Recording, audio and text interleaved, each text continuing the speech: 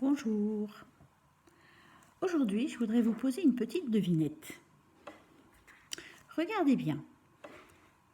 Qu'y a-t-il de commun entre les mots écrits en rouge, par exemple? Je suis sûre que vous avez deviné. Ces mots-là sont là pour remplacer le mot vélo. Comme ils remplacent le nom vélo, on les appelle des pronoms. Si j'avais dit « c'est mon vélo, rends mon vélo », ce n'est pas ton vélo, prends ce vélo. Le vélo est à mes frères. Ce ne serait pas très joli, un peu lourd quand même. Voilà à quoi vont nous servir les pronoms. Avec le renseignement en plus, c'est-à-dire que le tien va bien nous montrer que c'est ton vélo. Celui-là nous montre bien que c'est ce vélo que je montre. Je peux aussi, si je prends les pronoms moi et je, eh bien, il me remplace moi, mon nom, même s'il n'a pas été cité avant. Le pronom leur, tout en bas, remplace mes frères. Je ne leur dirai pas, je ne le dirai pas à mes frères. Voilà qui est bien commode. Et en plus, la chance, c'est que la plupart des pronoms sont invariables. Mais pas tous, évidemment. Nous en reparlerons.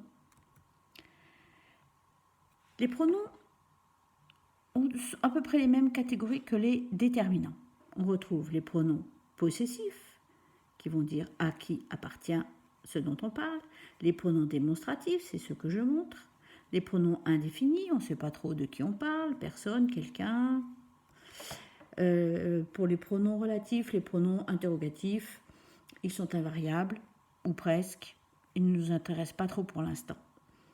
Les pronoms personnels, eux, sont les plus connus, les plus utilisés, et nous en reparlerons plus tard. On va aujourd'hui s'intéresser à un de ces pronoms personnels, le pronom on, qui s'écrit O-N. Ce pronom, on peut le retrouver dans des phrases de ce type. Et on a volé mon vélo, c'est un on qui veut dire quelqu'un que je ne connais pas. Et si on allait au cinéma, en fait, c'est un on qui veut dire nous. Et si nous allions au cinéma. Donc c'est bien un pronom personnel qui remplace une personne. Un bon moyen d'acquérir des automatismes dans la reconnaissance des homonymes, ces mots qui se prononcent de la même façon sans s'écrire de la même façon, c'est de se créer des collections, un peu comme celle-ci, ou de se choisir une phrase qui servira de modèle, de référence. Parce qu'encore une fois, si on prend l'exemple de on, l'idée que ce on s'écrit O-N, c'est parce que pour vous, il a un sens, une identité.